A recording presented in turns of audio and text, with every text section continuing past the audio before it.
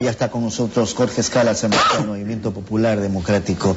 Quiero agradecerle por acompañarnos a esta hora, Jorge. Buenos días y bienvenidos. ¿Qué pasó ayer con la oposición? ¿Se quedó, se durmió, no tuvieron los votos necesarios, no hubo el respaldo? ¿Qué es lo que realmente ocurrió? Bueno, yo creo que lo que ocurrió ayer un revés importante que tuvo el correísmo, la derecha y la corrupción del siglo XXI, ganó de manera fraudulenta, como es su práctica esta elección. Imagínese usted, el presidente del Poder Legislativo ganar con 60 votos, tres blancos y luego tres blancos de manera fraudulenta, como dice la nota de prensa, comprados, como también afirman algunos coidiarios de Fernando Vélez de Sociedad Patriótica de la provincia de Santo Domingo de los Áchilas, y por ahí otro voto que vamos a averiguar, y el MPD va a investigar las últimas transferencias a la provincia de Pastaza, que se presume que, de lo que se escucha allí en la asamblea, 20 millones de dólares. ¿Tanto así, Jorge? Tanto así que es ¿A la prefectura de esa provincia? Es espantoso, es espantoso lo que se escuchaba el día de ayer en la Asamblea Nacional, un baratillo como que hubiera estado en el mercado comprando cualquier cosa y allá comprando votos.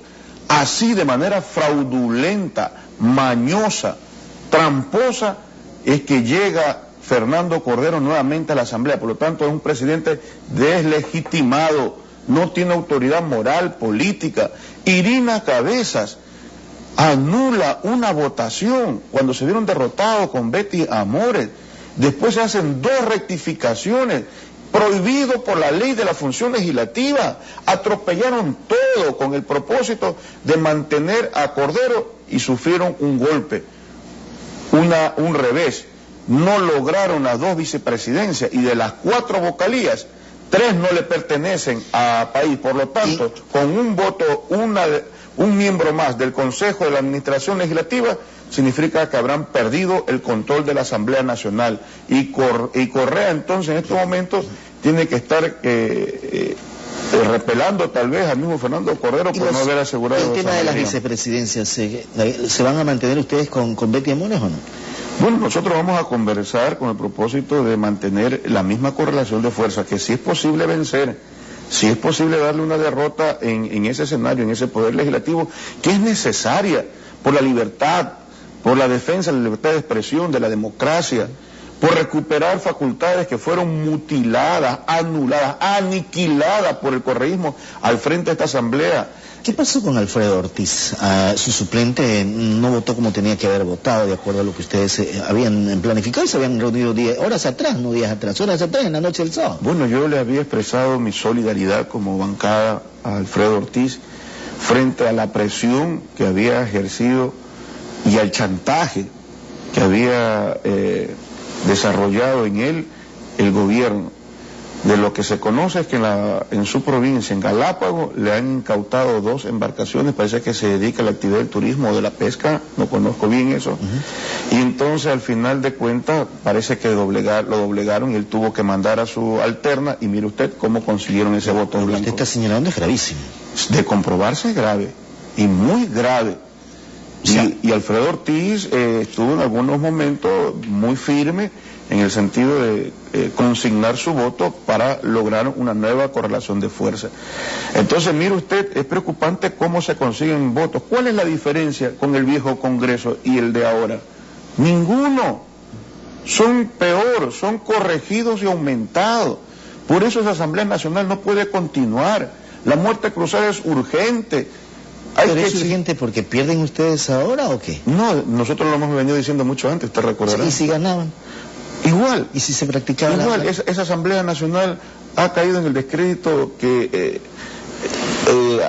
ya no guarda ni siquiera comparación. Esta Asamblea nos queda debiendo a los ecuatorianos el tema de la fiscalización, 13 juicios políticos con informe de auditoría, el tema de las ambulancias, de las 115 ambulancias, el tema de los niños muertos en los hospitales, con informe de la misma Defensoría del Pueblo.